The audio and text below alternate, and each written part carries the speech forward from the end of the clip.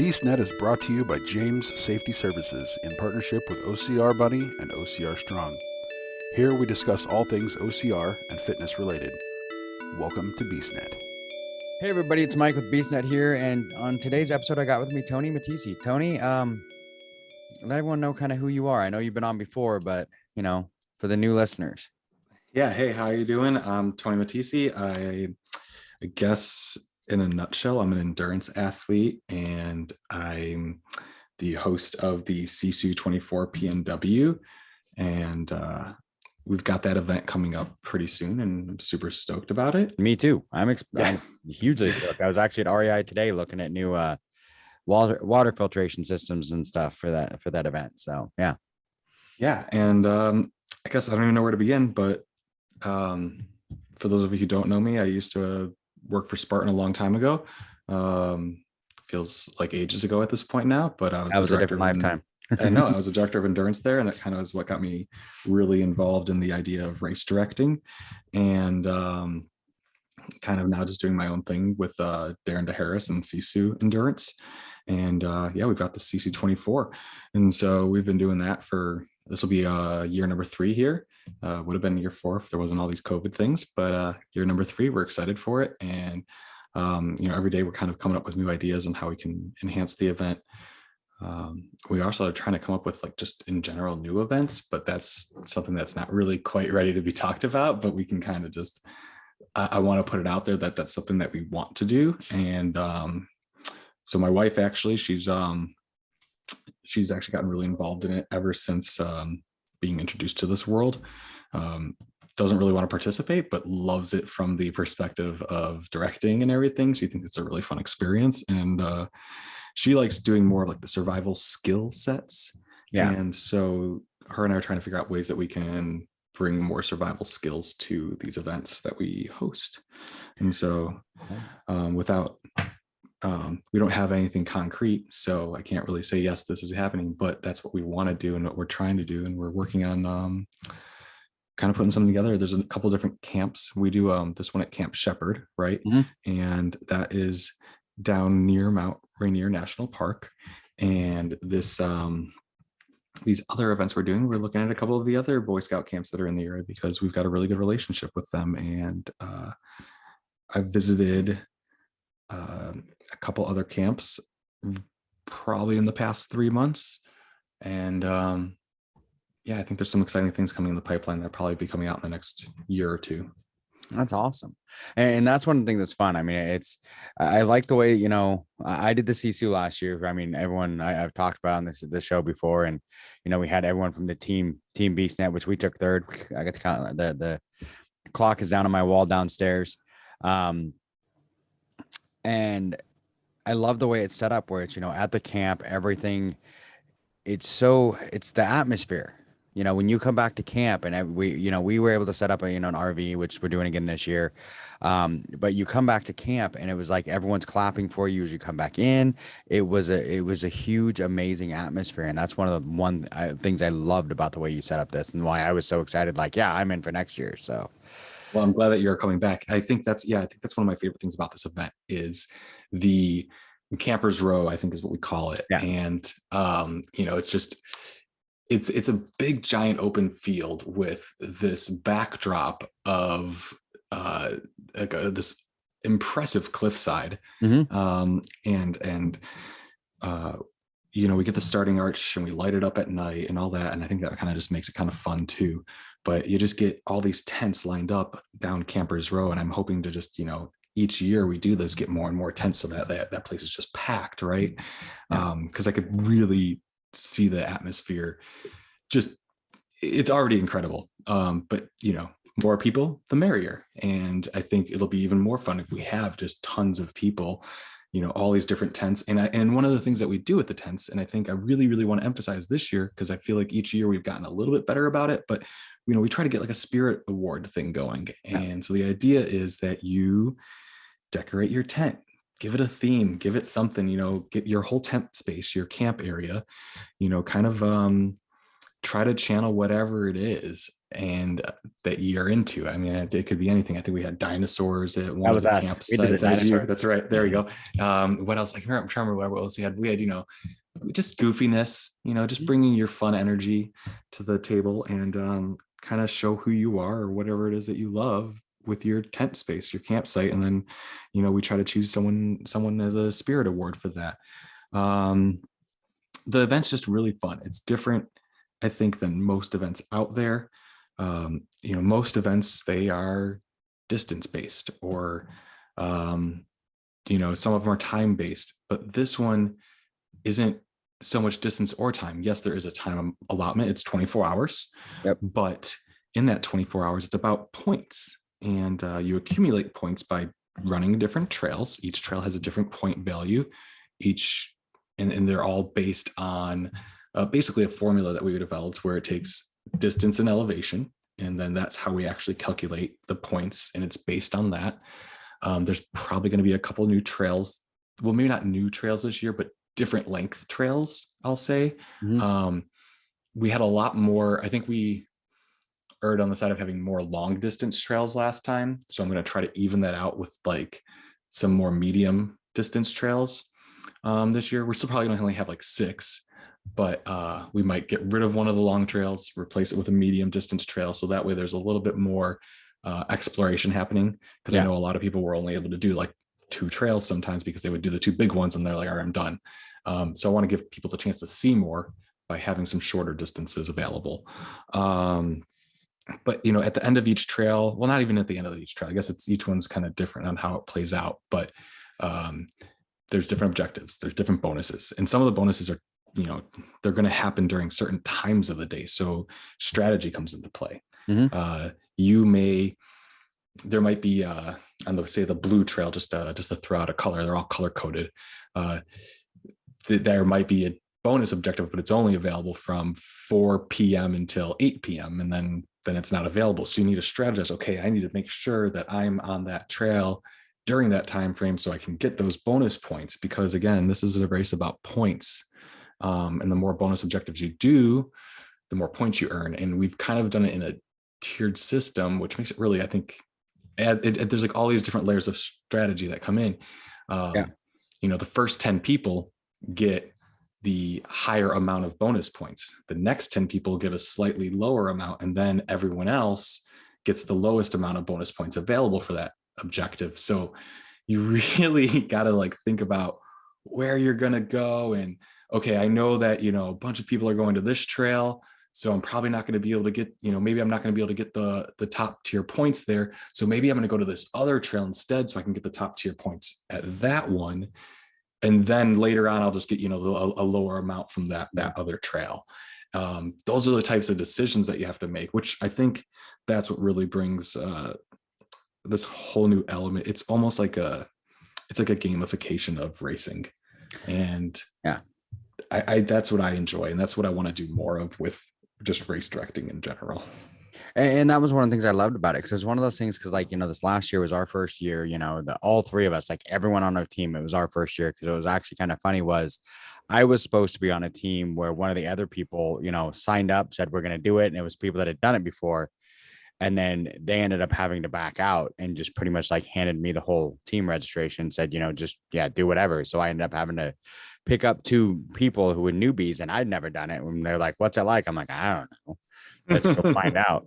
So, and it was, I think it had to have been like 10, 11 o'clock at night or something like that. We would just like, all 3 of us happened to be at camp, and we looked at the leaderboard, and we were like number 1, and we're like, how? And then, but we hadn't strategized at all. So it was like the other teams had kind of strategized. So they were behind us at that point, but were able to pass us because we had missed out on a whole bunch of bonus ones because we were just running. We'd run up, if we happen to get one, cool. If not, whatever, and then it was just kind of, Tessa, who had strategized the whole night. And what's funny is I did like 4 or 5 runs with her. And then I'm like, how did, she killed us. But, and that's kind of thing like this year. It's like, okay, now we kind of have an idea. So we got to strategize and figure out, like you said, you got to strategize, because I think we ended up with more miles than they did. Right. But because we didn't strategize correctly, we ended up with, not as much points. And I think there was another team behind us that even had more miles than we did, but we had, had ended up getting more points than they did. So it's a whole strategy. And that's the craziest thing about it is it's just like, you have to, because I know for me, one of the ones it was like at that point where I'm like, okay, I got to strategize, because I was going to do one trail. And then I'm like, well, if I do that one, I'm only getting the base points for that. But if I do this one, I get an extra bonus because it'll be trail number like 4. And if you do so many different trails, and the more different ones you do, you start getting bonus points even for that. And I'm like, oh, okay. And that was stuff that I never, paid attention to till later in the night. And it's like, oh, okay, I need to start looking at this. Yeah. And I mean, I think that's like a lot of people, when they come out the first time, they just don't really fully comprehend it. But as you start playing the game, you're like, oh, I see how this works. Like it really is about doing these bonuses. And a lot of these bonuses, I mean, if you're able to be the first one there, they might really, really bump you up a lot, because it's worth, 10 extra points or whatever. Whereas a trail might be only worth 10 points. And it's like, holy cow, that's 20 points there. So you can just double your points just by doing one bonus objective. That can be huge. And I think, like, let's maybe talk a little bit about the bonuses. I mean, tell me what your favorite ones were. I think it was and I can't remember what it was. It was the riddle. There was a riddle that had to, like, you gave us the riddle like before we started going, and you had to have like figured it out before you got back. And then there was something else. There was another one. Or no, when we got to the top, we got the riddle. And then we had to have the answer of it before we got back, I think. And then there was another one where it was like they gave you something you had to memorize, and you had to remember it. And there was another really good one where there was weird pictures along the way that had facts. In fact, I think I have most of those downstairs. I need to get those to you still, but that had the facts on them. And then you would once all of a sudden we came back into camp, and I believe it was your wife was the one that was doing a lot of that, was like, oh, hey, okay. Now, it would ask you a random question from all those pictures, and you'd have to try and remember it. Yeah. Yeah. So you learned. We had to memorize, and we try to take facts from surrounding area, from local, we try to implement things that are kind of fun, so unique to the area. Yeah, it was like facts about Mount Rainier. It was facts about the wilderness that we were in, which was cool, because then it gave you a whole nother learning objective where your mind was being tested at the same time. It's like most of us train our bodies and not our minds. And now all of a sudden it's like, oh, now I got to remember things and all of that. And I mean, come up with strategies for that. And how am I going to remember this if I don't have a great memory? And, hopefully they ask like the one question I happen to know the answer to, or, that kind of stuff. So, yeah. Yeah, absolutely. And so I think, with these bonus objectives, we're trying to get creative. We're trying to come up with different ones each year. We don't want to get stale. So, we'll probably bring back some of the favorites, but then we'll also probably tweak a couple of them here and there. And I think that's kind of just what we'll do every year with it, is we'll have some staples, but I mean, it might be memorization, but you're probably going to memorize something different, or, it might be another riddle, but you have to do a completely different riddle. So that way it's not just the same old one. Keeps you on your toes, and you can't just memorize it from one year to the next. But yeah, that's a fun element, I think, to it, is that these bonus objectives, you don't know what they're going to be until the weekend of the race, really. Yeah. I try to keep them a little bit cryptic in the athlete guide, so that way it's not like, oh, and I might update the athlete guide like a week before with what they're actually going to be, because, that's just how these get ready. Yeah, that's just how these things kind of go sometimes. And that's just, drawing on some of my old experiences from death race and all that stuff, where it's like, you just don't always know what's going to happen. And I think the unpredictability of it is what makes it more fun, because if you can predict things, then that's not fun. It's too easy. It definitely makes everyone likes a challenge. Oh yeah, we do. And that's why we do this. I mean, if we didn't want to challenge ourselves, we wouldn't be out, in the middle of the woods, running around for 24 hours, because what killed me is I got lucky, because the one where I had to remember stuff, I think it was that one, was the mutton. Oh, I can't remember the name of it. Mutton. Yeah. When I went up that one, I did that first. That was like, let's just get this one out of the way first. Because you warned us, you're like, that one in the heat of the day is going to get hot. And I didn't expect it to get that hot that early. Yeah, that one was, that was a rough year too. That was like the hottest day on record, I think, for us. And that was not ideal conditions. I'm really hopeful that we don't get stuck with that kind of, because that's what killed me again. Yeah.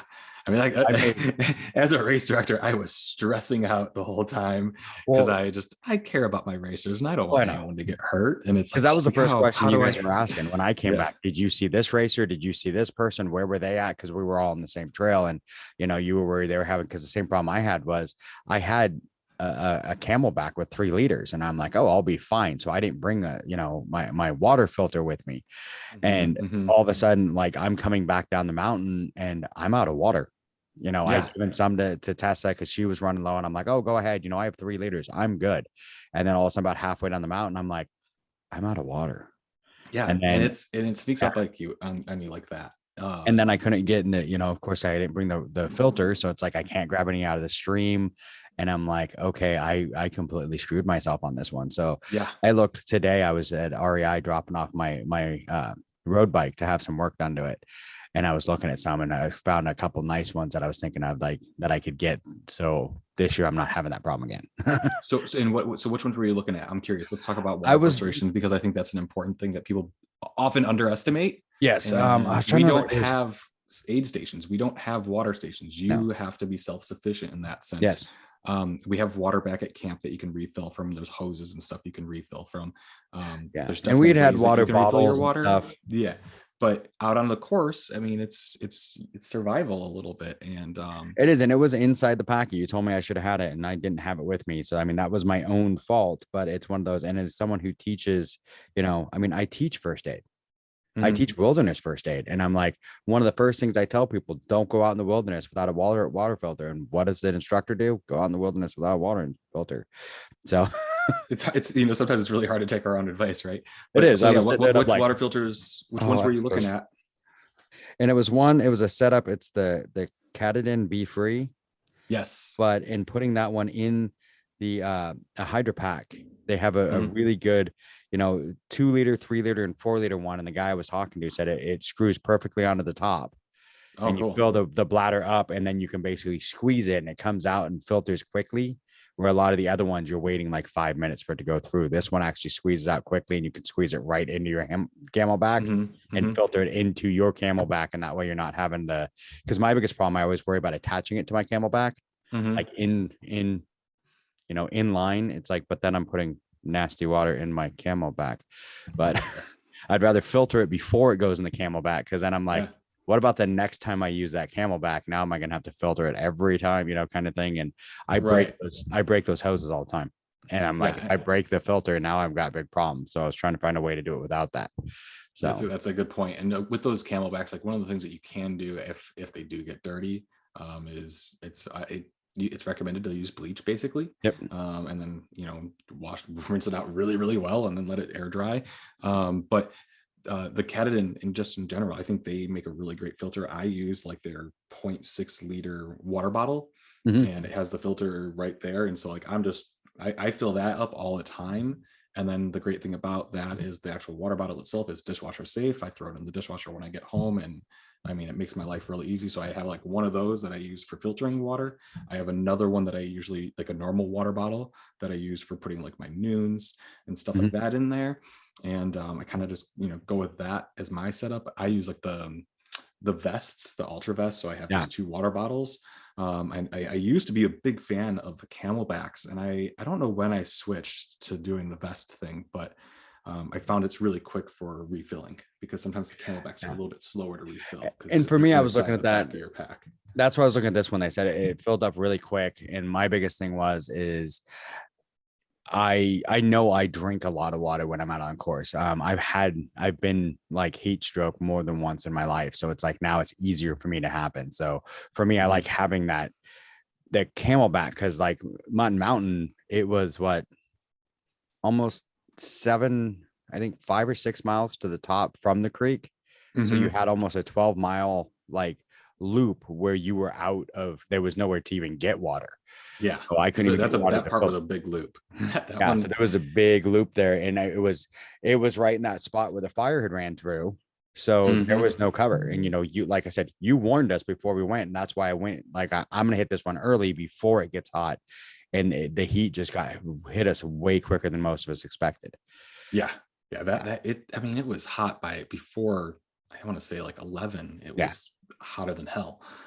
So I'm hoping that this year, I guess, this year we don't experience that kind of extreme heat. But if we do, I mean, everyone, please, if you come out to this race, which I would love all of you to, Yes.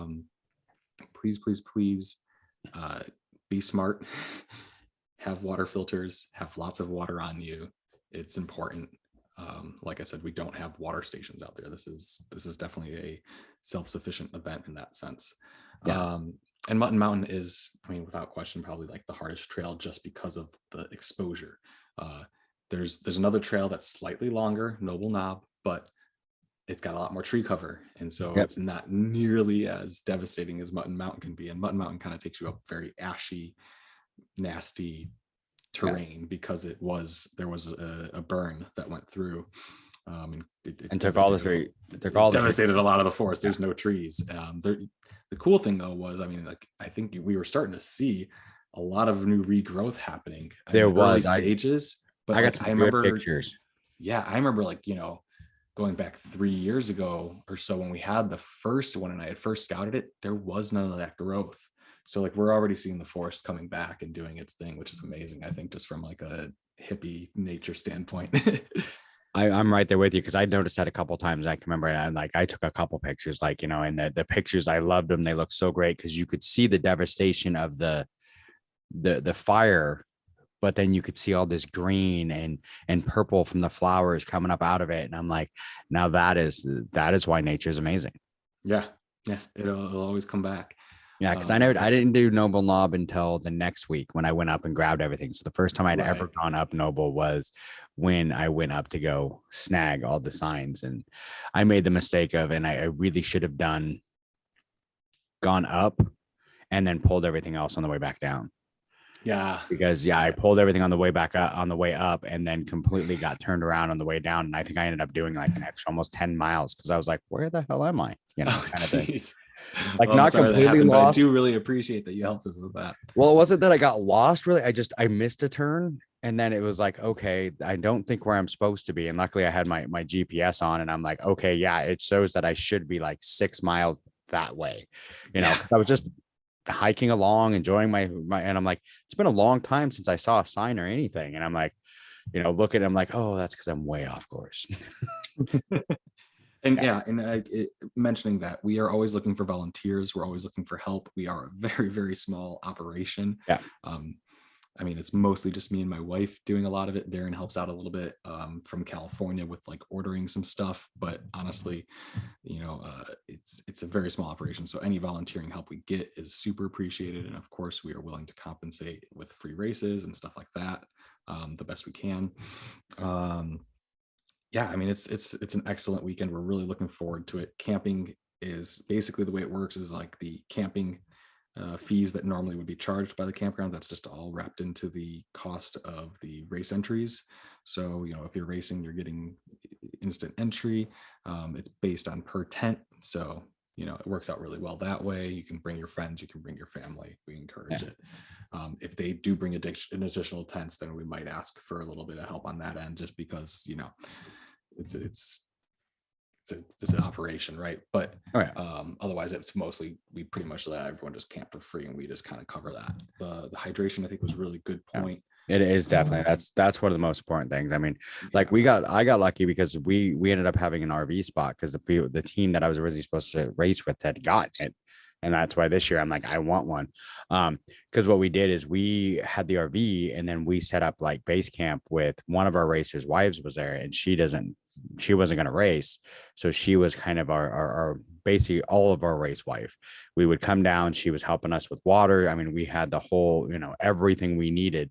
And then anything she didn't have, we could just go over to Tessa and get from the food truck. So, which that's the other part. There's a food truck. They have a food truck on site. So yeah, we have a food truck on site, which is really fun because, there's if you run out of food for some reason, well, you can buy some food from the food truck and you're good to go. Or maybe you're like, what? I don't like any of the stuff I have right now. I need something like a little bit more tasty, something that's hot. Boom, there you go. You mentioned the RV spots. We do have like, I think 6 RV spots available. So they are very limited. They're first come, first serve. And once they're sold out, they're sold out. But they are available, and it's a great way to have like a really solid base camp. and if you get an RV spot, you're more than welcome to still set up a tent so that way you don't have to like run all the way back to your RV every time. Because like the way it works is when you come through that starting arch, you still have about like a quarter mile to get to the actual check-in point, which is kind of fun and deceptive. But you get back to that checkpoint, and then, when you're running past your campsite, you can always stop there, grab your stuff, continue on. I guess a few important things to think about just if you are racing is that we always want you to check in whenever you finish a lap, and we always want you to check out before you go out on a lap, so that way we know where you are at all times. We can track you more efficiently that way. If you come in after finishing a lap and you go straight to your tent and pass out, we might think that you're still on course, and then that means we have to go looking for you, only to find out 3 hours later when you wake up that you were in the tent the whole time. Don't do that to us, please. That's really, it's stressful for not only us but everyone else.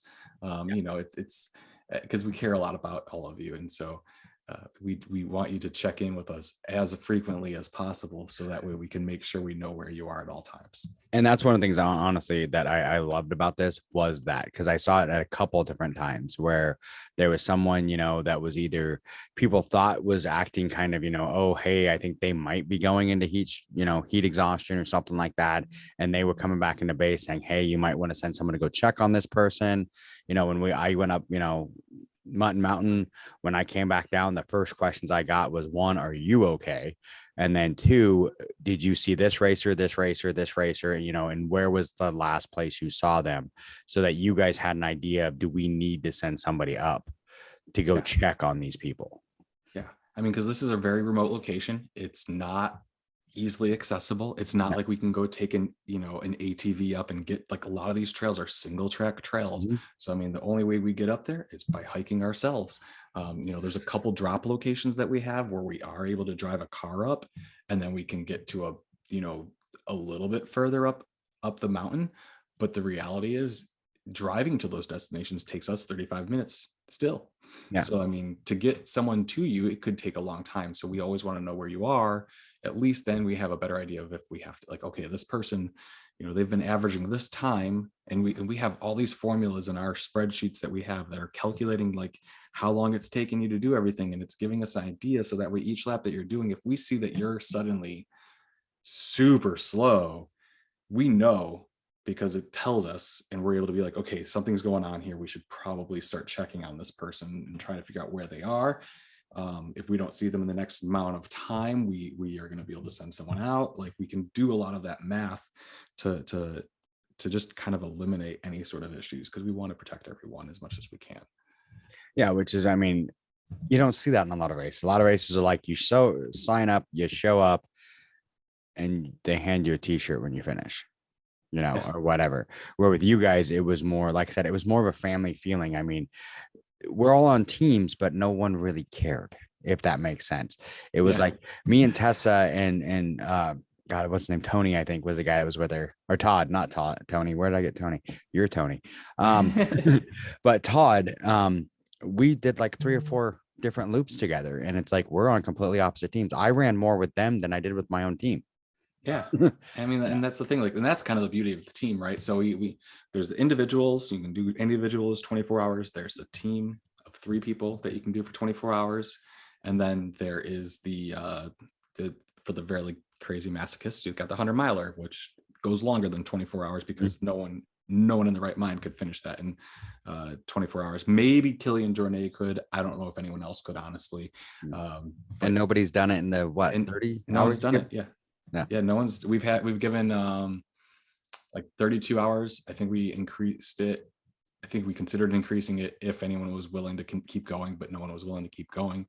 But in 32 hours, no one has finished the 100-miler yet. So, I mean, I would still love to see that happen. I think that'd be really cool. But yeah, I mean, like, the way with the team works is, you can, going back to that, the team, you can divide and conquer. Everyone can go on their own way, and you can add up your points that way, or you can all do the same trails together and, like, stay together as a cohesive team. It's totally up to you how you do it. And no strategy is right or wrong. It's all up to you. It's kind of how the game works. Everyone can play it differently, and the results, will tell us what works and what doesn't. Yeah. And I mean, that's what was so fun about it is it was just, everyone kind of did their own thing. I mean, but everyone was together. I mean, I had a couple of people I did full loops with. We went together basically, and I have no idea. I'm not even sure if that morning I knew their name, but we just went and did it together. And, but it's definitely a test. It definitely was. Cause like I said, when I came back from Mutton Mountain, I'm pretty sure I was really close, if not going into heat stroke. I had to Yeah. take about a 4 or 5 hour break and just drink water, do everything I could to keep my body cool before I finally kind of snapped out of it and was able to go back out there. But I was still so exhausted. I'm like, I'm happy I got like 30 miles, Yeah. but and a lot of 30 people, miles is a huge accomplishment. It is. oh, it was. And it's not just the 30 miles. It's like people don't realize that was like 30 miles with like 6,000 feet of elevation. I mean, it's exactly. a lot of up the side of a hill. Yeah. I mean, because this, like we said, like at the very beginning, it backs up to a cliff like side. And so a lot of these, there's switchbacks and stuff like that for sure. But it's a lot of gain. I mean, if you do, I think Noble Knob, you're looking at like 5,600 something gain or whatever. It's in that range. I can't remember exactly, but it's a lot of gain on an 18-mile trail. You do some of the other ones, like you're still looking at 3,000-4,000 gain. So I mean, you're climbing and you're doing multiple laps, multiple loops. You're going to add up really quickly. I mean, I can't remember what it came out to, but if you did the 100 miles, and if you do the 100-miler, there is the caveat: you have to do each trail once before you're allowed to repeat any of the trails. So you can't just go do the same loop over and over again because you like that, variation in distance and elevation. You have to do all of them at least once, see the whole place basically, and then you can go repeat whatever you want to. And at that point, you can repeat anything you want as many times as you want to get to that 100. I don't care after that point, but I want you to see every single trail. But I mean, you're looking at 30,000 gain easily if you're doing the 100-miler, I think, and that's a lot of gain. That is for a 100-miler. It really is. I can't remember what Cascade Crest was, but I want to say Cascade Crest when I did that 100-miler, which is a serious one, was only in like the 25,000 range. So I mean, it's a serious 100, and like I said, I'd love to see someone finish it. I think that'd be really cool. So you got the team, you got the individuals, you got the 100-miler. There's options for all of them. Let's see what else we got about this race. I mean, it's super fun. I mean, I love the views. I mean, the view on it's very beautiful. I mean, especially like the views for Mutton and for Noble are just unbelievable. But even if you do Little Ranger, like you pop out of the forest and all of a sudden there's Mount Rainier, especially if you get a nice clear day, which luckily we've had. I think for the past couple of years we've done it, and you pop out and you're just like, whoa. Mount Rainier is right there, because we're really close. My computer background was one of the pictures I taken. I can't remember which one it was. It was one of them, but it was at night, and it was like 4 in the morning. I came up, and I think it was Ranger. I can't remember which one it was, but I popped up, and it was like it's the one where you're right next to the like crack, and that you had to grab we had to. I know someone said that they moved the thing because it was a little too close to the edge. Yeah, that was Little Ranger lookout. Yeah. And on the lookout, and I mean, you come out there, and all of a sudden you can just see. I mean, you could see the outline of the mountains with the moon, and I mean, it was gorgeous. And I've had that picture on my computer for a while, and someone's like, "Is that a picture of like what is that?" And I'm like, "That's Mount Rainier, basically in the middle of the night. That's 4:00 in the morning on the just out in the middle of nowhere." And they're like, "Why were you out there?" And I will tell you this: at 4 a.m, when you've been up for almost 24 hours, you hear some really weird things when you're walking around. It's like, yes, you do. Like I'm starting to hallucinate. You definitely hear some things. It's definitely encouraged at night. We encourage people to go out with someone else. I really don't like people going out solo. I know it does happen sometimes, but I really, really, really, really encourage people to go out with a partner, because it's just, let's add that layer of safety. It is a very remote location. I mean, the nearest hospital is probably an hour and a half away. Like, let's be real here. Like, because the nearest one's probably Enumclaw. Yeah, you got to take every precaution you can. And Enumclaw, I mean, technically they call it Enumclaw is where the race is, but it's really Greenwater, I think. But I mean, it's kind of like, you're at least an hour out from there. Yeah, because that was one thing that I thought. I like when I go, because I've been training for a triathlon. When I hop on my bike, I ride my bike to Enumclaw, which is only 10 miles from my house, to go swim. So when we were first like, oh, it's just Camp Shepherd, oh, it's an Enumclaw, And then like we went to drive out to it, and I'm like, why does it say it's going to take us an hour? Yeah, it's really interesting. Like it has like an Enumclaw address, but I mean, It's out there. it's out there. No. It's definitely, I mean, it's pretty close to Crystal Mountain. Mhm. You're just like a couple miles away from there. So I mean, you Well, start 'cause, to yeah, I actually know see we had ski the, resort like places and stuff. I have ice spikes and, you know, the walking sticks, just because I know Noble Knob still had snow on it, snow and ice. Yeah, and that's actually another good thing to bring up is like, you know, depending on how melt works out, it might be melted out enough or it might not be. I know when I went, I was surprised at how much snow there was last year. I was marking course and I was like, oh man, I was like, I thought this was going to be more melted out this, because I think the previous year it had melted out more, Mhm. but then last year it really hadn't. So, you know, that's a factor you got to take into consideration, is there's a possibility you're going to need micro spikes and stuff, because Yep. if the snow doesn't melt enough, well, that's the case, and we have to adapt. Yeah. And I actually have a bag downstairs that's what it is. It's my bag for SISU that's like got my micro spikes. It's got my, you know, my poles. It's got everything. Like, you know, I use the poles a little bit now, but you know, the micro spikes, I haven't had another need for them, but it's like I have them. So next time I do, you know, do the race in case I need them, you know, I've got my bear, you know, my bear bells. I mean, I have all that kind of stuff. And I mean, maybe that's one thing we should bring up, some of the extra stuff that people might want to think about that I didn't think about till like, I think it was like the week of, I finally actually read what I needed. And I'm like, oh, I don't have any of You're that like, oh, stuff. yeah. Yeah, I've been That's a great point. Yeah, I guess let's talk about some of those things. I'll pull up the list real quick, but I mean, bear bells, that's one of them. Yep. Let's see what else we got. Trying to We think got the the water micro spikes filter. was one. Yep. The water filters one. Let's see. Trekking poles. I mean, trekking Yep. poles, like you said, those are really great. You know, I personally, I've been a fan of trekking poles for a very long time now. I remember back Mexico Death Race. I was down there. I was not racing. I was directing, and I saw Mark Jones. He's one of the most phenomenal athletes I've seen out there in the endurance world. And this guy comes running like with these trekking poles, and I was like, dude, do you like those? Like, aren't they getting in your way? I mean, he was in first place, and he's like, no. He's like, man, it makes it so much easier, especially on the climbs and stuff. And I was like, oh. I mean, this was like way back then. This is like 10 years ago almost now. Mm-hmm. And it was just like a light bulb. It was like, wow, I didn't realize. And I started using them, and I was like, wow, trekking poles really can pay off. And there's lots of races where they say no trekking poles purposely, right? Like they don't want you to use them because they can give you an advantage. But you know, we don't have that kind of stipulation. I think trekking poles are good. I mean, especially because for longevity, you need those, like especially on the downhill, it can help you save your knees. Headlamp, you need to have a headlamp. Extra batteries, because your headlamp might die. You never know, and you want to have those extra batteries just in case it does, because it's dark out there. You don't want to get lost.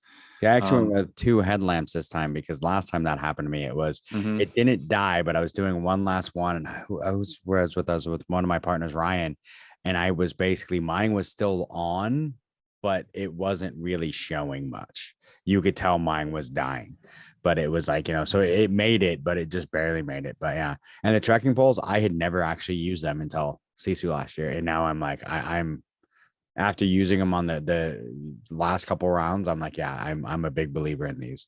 Yeah, they make such a difference. They do. They make such a difference. They do. Because the only time I'd ever used it before was when I broke my foot. I had one. Oh, you had, but that was it. Yeah. And they make such a difference. And then food, you need food for 24 hours. So like we said this a few times early on when we were talking about water, it's self-sustaining. You got to feed yourself. I'm not feeding you out there. I don't have aid stations set up or like any, it's not like, you know, a lot of ultra marathons, I know they have like tons of food out there, and it's not like that. This is a lot different. It's a much more bare bones event. That's how we kind of keep it a lot less expensive than some of these ultra marathons, because, you know, some of these races are $400. Yeah, that's why they're able to feed you guys out there. We're not charging anywhere near that. We're charging like less than $150. So and it's like you say in the beginning, it's self-sufficient. This is one of those ones, and that's one of the things I really like about this too. I mean, it really shows that you need to be self-sufficient, because if you rely on what they were going to feed you, how do you know your stomach's going to be okay with that? So that's one of the things I would tell everyone. Make sure whatever you take, your stomach can handle. I've been on one of those races. I think one of my first or second, you know, big like Spartan races, I made the mistake of like eating something that I had never eaten before. And all of a sudden I'm like, I need a bathroom and eat now. Yeah. Because my stomach was angry. And that's another good point. Like, there's no bathrooms. No. So, I mean, you might have to go dig a hole somewhere, and we would encourage you to practice, leave no trace principles. So Yes. what that means, if you're not going to bag it like you would bag your dog poop, then you got to dig a hole that's at least, a certain amount of, I forget, is it a foot deep? I think it's a foot deep. Yeah, about a foot deep. And then you bury it. That's the right thing to do. Bring compostable toilet paper. I do a lot of these hikes out in the middle of nowhere, and I always bring a little tiny shovel. It's super lightweight. You don't even feel it in your pack, but I always bring that compostable toilet paper too. So that way I can just do a quick little dig, bury it, call it a day. And you don't have to worry about it. You don't feel like you're doing anything bad to our environment. Glow sticks. We want glow sticks on you, especially at night. That way we can kind of hopefully get a visual on you more easily. So you attach those to your pack, front and back. I actually bought ones that are battery powered glow sticks. Yes. That work. Yeah, I think they sell them. I think them sell them at Costco. Yep. I bought like an 18 pack of them for like $20. Yeah, and those things I have the exact same pack. They are the best. Yep. They last a very long time because they're LED glow sticks, so they're not the chemical ones. They're really a good investment. And they're better for the environment because it's not. I'm not throwing away at the end. So. Exactly. I'm glad you brought that up because those are my favorite kind. Bear bells, you mentioned those earlier. We kind of, no, have I ever seen a bear out there? No, I haven't. But are bears in the woods? Yeah. This is remote Pacific Northwest Washington, near Mount Rainier. I mean, heck, they've been talking about there being wolverines in Mount Rainier National Park again. This was like a year or so ago. They saw in Mount Rainier National Park, which is not too far from there. Right? No. They've seen wolverines again. It's the first time in a long time that they've seen them. Yeah, say it's been years since wolverines have been up there. So that's amazing. I'm glad to see that they're back.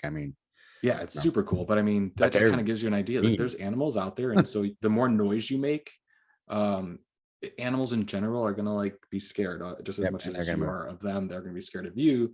But if you get too close to them, that's where things can get bad. But if you're making tons of noise, they're probably going to go run and hide.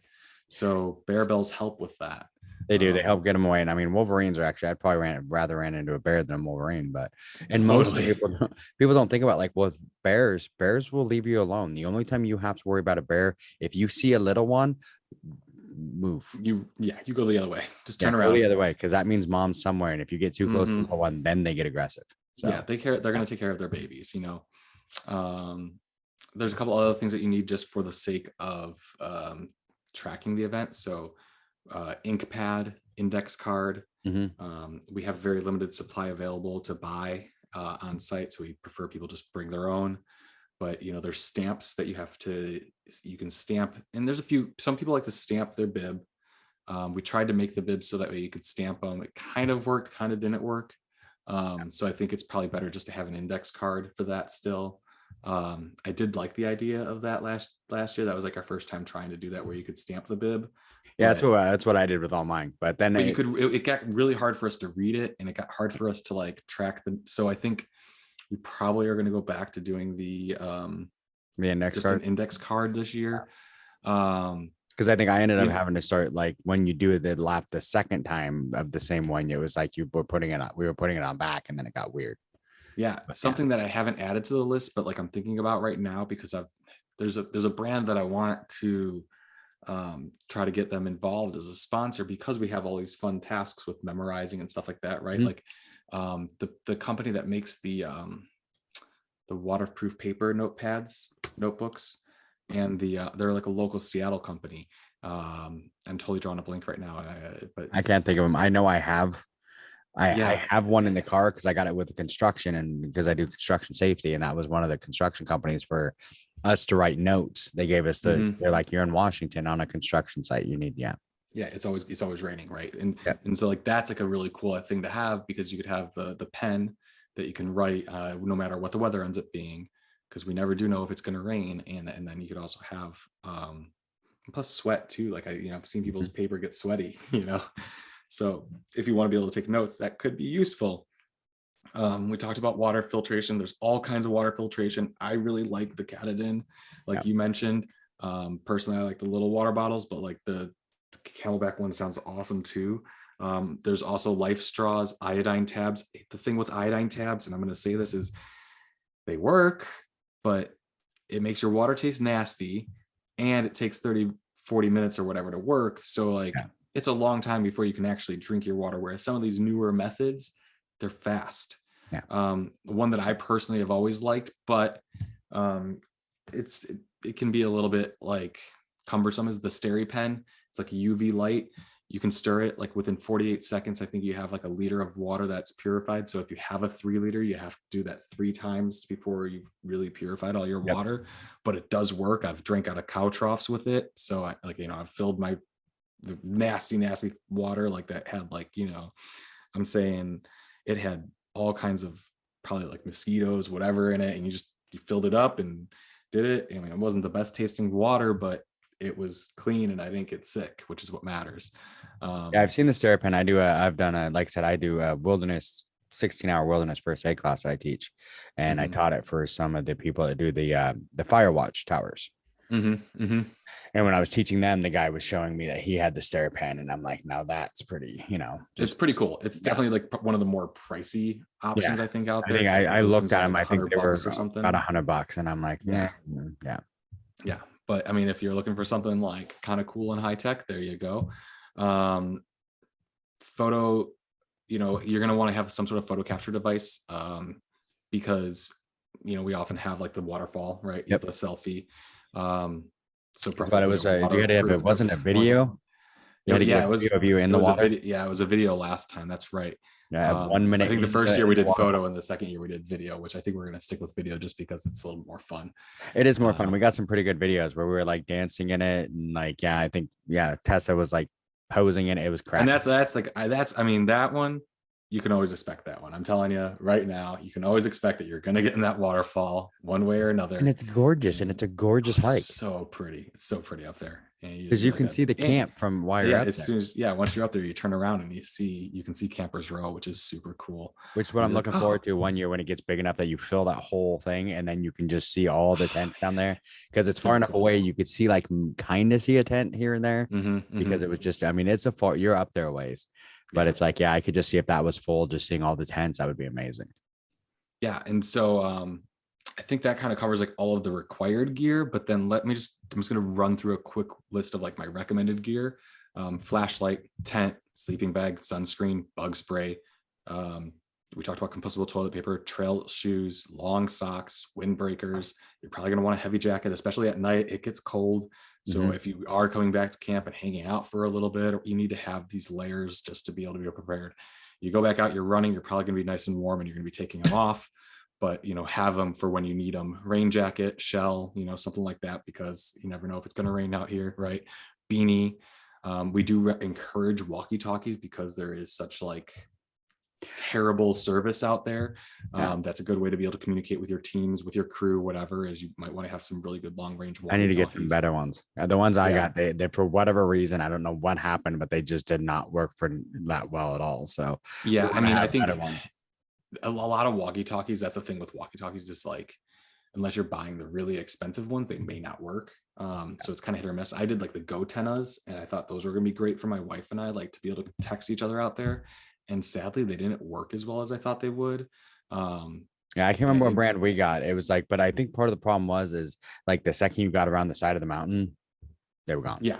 Once you're on the other side of the mountain, you're pretty much, and like the only way we can overcome that is if we put up a repeater, but I don't have that yet. Yeah, there's a lot of money, but maybe one day we can get there where we have this event big enough and like we're able to do that. That would be like the dream, to make it easier for everybody, or we can get a sponsor, maybe. Who knows? If anyone knows someone out there that's in the Motorola walkie-talkie business, something like, hey, we would love to talk to them about making this possible. It's for safety. We could advertise how great it is for us.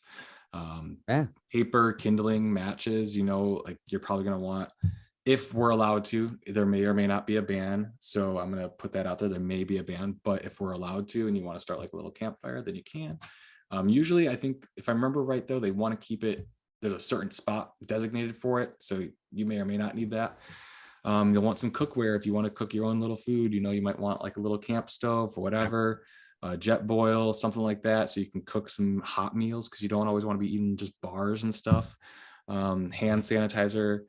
We talked about hiking sticks, snake bite kit. I don't think there's really many snakes out there, but I mean, let's just be safe. I think we have that on there because the California race, there's definitely a lot more. In California, because I know here in Washington, usually on the west side, it happens occasionally, but very rarely do you see the rattlesnakes on this side. Yeah, you really just remember sucking out the poison doesn't do anything. Yeah, you have to be on the east side to see those. But I mean, I have it on there just as a safety thing. GPS or compass, you know, I mean, depending on how good you are, you might want something like that. With navigation, it might help you out. I know there's a lot of great apps that can use, if you download the maps ahead of time, you can use your GPS without cell service and still be able to see where you are. So, you know, maybe go get like a Gaia app or something like that, you know, pay a couple bucks for it and be good to go. So you have a good way. Personally, I have the InReach and like the InReach Mini. I love that thing. It makes me feel super safe. Like I can go, you know, out there, and if anything happens, I can communicate with people no matter what, even though I don't have cell service, right? Yeah. You know, that's on the, again, the more expensive side, but if you're going to do stuff like this all the time, it's a worthwhile investment. Bear spray. You know, bear spray usually comes in big things, but I think Costco has some where they're like smaller size now. I think so. I think I saw some REI that were a smaller size. Like, so like, you know, maybe you can get a small little handheld one or something that you can put in your, you know, vest or your bag or whatever. That way you have it just in case you need it. Hopefully you don't. I mean, like I said, we've never seen anything, but you just never know out there. That's the wild. It is. I think that kind of covers all the gear that I would recommend. If there's anything that you can think of that I might have missed, but I think that kind of. Now that I can think of, I know the one thing I would say that really helped me was having multiple pairs of shoes. If you, but because I have two different pairs of trail shoes, just because, partly because I've done a lot of races that where I do 2 in a weekend. So I don't want to put on my wet, nasty shoes from the day before. So I just happen to have 2 pairs of the same type. You know, make sure you have, you know, maybe a couple pairs, extra socks, extra clothes. I was basically part of the things that I found, like doing a lot of longer races, that helps my feet a lot. Switching socks every once in a while, even if I'm wearing the same shoes, switch socks every couple hours. So I think last year when I was there, I think I had 8 pairs of socks for the 24 hours, and I went through all of them. Yeah, having extra socks is huge because your feet get sweaty. And you can't really dry them off, you know, out there easily. So switching them is a great way just to start over, start fresh. I've advocated for Trail Toes. I mean, they're one of our sponsors, but like Trail Toes is like a lifesaver. You put that stuff on your feet, you put your socks on, and you're less likely to get trench foot. You're less likely to get any sort of nasty, you know, blisters. Like I've personally done 60-hour events and I've gotten 0 blisters thanks to Trail Toes and a combination of Injinjis. That's my, like, you know, go-to method. But you got to do what works for you. But I definitely, just extras of everything, because more than likely you're going to get sweaty, you're going to get nasty, and, you know, putting on something fresh is always a good thing. And I'd say it's only 24 hours, but I say that I feel like it's such a weird statement to say nowadays, but like, I'm like, not just only 24 hours, but like wisps, like, you know, the little toothbrushes, like, or even just your own toothbrush, whatever, like, but like getting your mouth fresh, you know, at certain times, makes you feel better. It can make you feel a lot better. It's really weird, but it makes you feel so much better. I mean, I think that kind of covers like a lot of it. I'm just going to really quickly go through some, like, just like a given idea. And like, this stuff is all subject to change, but just to give an idea. So we had, you know, 6 trails last time, ranging from 4 points to 19 points for the trail routes. Right. And then when it came to, like, we were talking about how there's tiered points for the bonuses. So like, you know, first tier, you might be getting 10, 9, 8, whatever points. Second tier, you might be getting like 7, 6, 5. And then, you know, when it gets down to everyone else, you might be getting 5, 4, 3, 2, right? So like the points do change based on how early you do the bonus objective. Let's see, is there anything else? I mean, Camp Shepherd's a beautiful location. It is the Boy Scout camp. You know, we are guests there, so we want to leave it better than we found it. I know last year we even had there you could get extra points if you went and like cleaned up and did stuff, which that's the other thing I liked, is you had those extra bonuses. Like, hey, you know, you don't want to go out and race right now, but we'll give you bonus points if you go over, you know, and at this time talk to the camp shepherd, and they will say, okay, we want you to go do this, and you basically did like an hour of service and you got bonus points. And it's like, at that point I was already trying to make sure I was okay from, the heat, the heat exhaustion. And then I'm like, well, yeah, then I'm right here at camp. If I start having problems, I'm right here. So yeah, we went and did the hour of, service and helped them out. And I mean, they appreciate it, and it makes the camp better than it was when we got there, which most people, that's what you're taught. For that. They were super thankful for that, I've always been taught that, when we go camping, when you go out in the woods, you go hiking, you leave the trail better than when you got there, and that was I realized that. I don't think it's actually in the athlete guide, but maybe I might need to add that to it as I'm scrolling through here. It might be in here, and I'm just going quickly, but the community service is a huge element. Yep. And the one thing that we did going from the first year to the second year having it is we increased the point value of it like a ton, because I wanted to make that 1 hour really, really valuable, because I want to make sure as many people participate in that community service as possible. Because I mean, again, they are giving us a really cool location to use at a very, reasonable rate, so that way it is actually doable. And so we want to do everything we can to make it worth their while too, to have us there. We don't want to like leave there and make them like, oh God, we don't want those guys back. But I don't think that would ever happen. We have such a great community and such great people in this. But yeah, community service, you can earn a lot of points to do an hour of work. I mean, you'll earn more points than you would if you went and did any of the laps basically in that 1 hour. So I mean, it's definitely worth your while. There's also the yoga. There's a hour of yoga at midnight. So, I mean, if you want a nice fresh reset, come do some stretching, some yoga by the campfire. That's another fun way to earn some points for an hour, I think it's like 45 minutes is like what we do is, but like we call it an hour.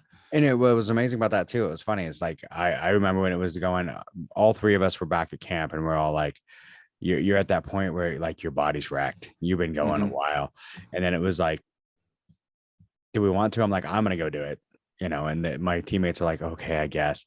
And then we got over there, and then once we're done, they're like, okay, I'm like re-energized now. Let's go do this. And I'm like, yeah, yoga will do that to you. I mean, that midnight yoga is like, it helps you hit that third wind to go for that last, 7 hours of trying to, get a couple more loops in.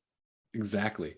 And so just to give an idea, point values on this, right? So, Noble Knob is the longest, hardest trail, and that was 19 points, right? And so I think the average person was doing that one in, let's see, gosh, I don't even know. It was a long time. It was a long time. I mean, I think Noble Knob was taking people like 6 hours, 5 hours, 4 hours. Yeah, like around 5 or 6 hours minimum is kind of the average Noble Knob time I'm seeing on here. And, you're getting 19 points for that. Yeah. Or you do an hour of community service and you're getting 15 points. I mean, you want to strategize. That's your game. That's your game. And that was one of the service. We made sure every one of our, our people were like, go do the community service. And again, that's one of those things where it's only happening during a certain time frame. Yep. Last year we tried to do it from 11 a.m. to 8 p.m. We'll probably try to do that the same, but it's up to the camp director what he wants to do there. But I mean, they're going to have you do some stuff around the campsite, probably burn protection, because this isn't an area where they can get burns. So they're going to have you picking up sticks and sweeping some stuff up and raking some leaves, so that way we can stop fires from happening out there and keep this place as pretty beautiful as it ever is. Man, it's gorgeous. Yoga is not worth nearly as much because that's kind of just like a nice reset. But hey, it's still, you come do yoga, you get some points and you get a little break. It's like you don't have to run for a good hour. So that's another way to earn those points. So I mean, we're really looking forward to it. I'm just realizing one more thing. So like, yeah, when you do, the more unique trails you do, the more points you get. So once you've done like 4 unique trails, you get a bonus. When you do 5 unique trails, you get more bonus. Like, so all these things add up. And that's one of the things like why I end up at the Little Ranger Lookout at 4 a.m. Cause it was one of those things I was looking at. I'm like, if I go, I can either go to one of these shorter trails that I've already done once, or I can go up there to Little Ranger Lookout, which I haven't done yet. And I get bonus because it's a new one and it's going to put me into that next, for, I think it put me in 5 different ones. It's going to put me into a different one. So, and give me bonus for that. So it's like, and then you start strategizing on those, like, oh, if I do this, I get more points than if I went and did this one that's actually technically more points, but because of the extra bonus, Yeah. Yeah. Because if you're just repeating trails, then you may not be getting the most points that you possibly could. It definitely pays to explore. It does. And it's one of those things. I think, that's one of the things we've had a couple meetings with our team so far where we're like, okay, we need to strategize for this year and come up with some ideas, because we just all kind of went, okay, at 7 a.m. and we just all went and did our own thing. And then all of a sudden it was like at midnight when we're seeing the points and we're like, oh, we're actually in contention for this. We should start paying attention. And then it's like, oh, we screwed up so bad in the beginning. We can't, there was really no way to get a bunch of the extra bonuses. I was able to get like the one because I'd done extra races, but one of our team had been doing like the same 2 all day. And it was like, okay, well, there's really no extra ones she could do to get her those extra bonuses. But, so that was a lot of the like, look at like, oh, hey, how can we do this better? And that's what this year we're like, oh, let's figure this out. Yeah. And so here's what I'm going to do. I am going to go on Ultra Sign Up. So anyone listening to this, I am going to set up a discount code. I'm going to do it right now while we're talking. So we're going to get a discount code set up for everybody. It'll be BeastNet. Yeah. And let me see. Well, let's check out what we're going to make this discount code worth.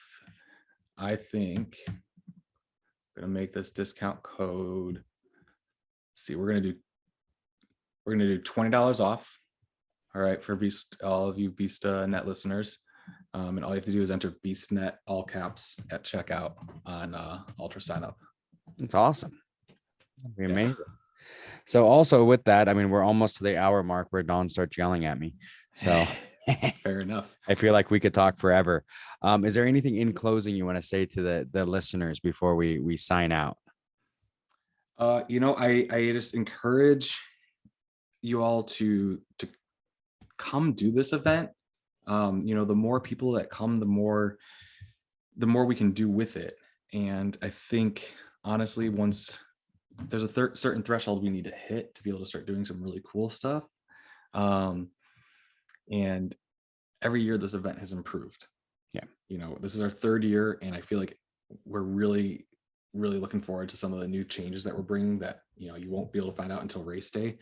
But it's a passion project, right? So like, this is not something that I'm doing because, I'm making all this money off of it. I'm doing this because I love racing and I love racers and I love giving people challenges that are fun, exciting, and unique. And I think this checks all those boxes. And so I just really want to encourage you all to come out. And here's the best part about this race. It's 24 hours. It's choose your own adventure. The best part about it is you can do as much or as little as you want. No one's forcing you to go out there for 24 hours. If you want to go run a lap, come back, eat a burger, hang out, chit chat for a while, go out, do another lap, come back, take a nap, go back out. Like, that is something you can do. You do as much as little as you want. You make the race as challenging as you want it to be. This isn't some crazy event where we're like yelling at you. It's not some crazy event like, all those other events that I used to direct back in the day. This is the most fun event concept that I've encountered. That's why I wanted to bring it up here to the Pacific Northwest. I personally participated in this in California. I think it was 2017. Almost won. Loved it so much and was like, Darren, I have to bring this up to the Pacific Northwest. This race is awesome. Like, it needs another location.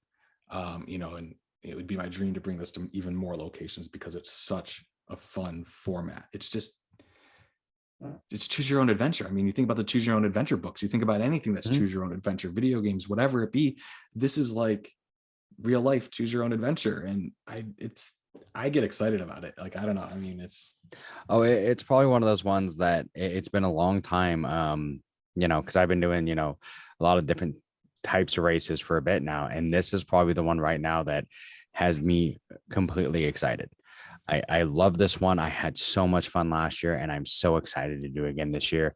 And I agree with you. I mean, it needs to grow. And if if you haven't signed up yet, do it. Get out there, sign up, come have fun with the rest of us. It's going to be an amazing weekend, and I would love to see it in multiple places and multiple times throughout the year. Yeah. And if you're on the fence and you just want to like maybe see what it's like, come out and volunteer. I'll give you a free race for the following year if you volunteer for 8 hours minimum. I'm happy to do that. And you can email me easily at Tony. Tony SISU Endurance, I think is the email. 1 second, I gotta look at it. I don't use this email too often. Tony.sisu.endurance@gmail.com. So Tony.sisu, that's SISU.endurance at gmail.com. You can tell I'm really good at saying this email address since I messed it up there twice, but Tony.sisuendurance@gmail.com. And we'll make sure that it's also, we'll put links to all your stuff when we post the episode, because I want to tell everybody, like I said, if you sign up for only one race this year and you only do one race, this should be it. Well, thank you. We appreciate it. Thank you so much, Mike. It's been a pleasure. All right. Yeah. And I look forward to seeing you soon. I still got to get you that stuff, and then I'll definitely see you in June for the race. Yeah. We'll get together sometime soon. We can go have some burgers or something. All right. Sounds good. All right. Cheers. All right. See you later. See ya. Thanks for listening to the BeastNet podcast. If you haven't done it yet, find us on Facebook, like and share the podcast. Give us a review on iTunes or Spotify. All these things will help to expand the show in the future. Don't forget to subscribe and let us know what you think and what you'd like to hear.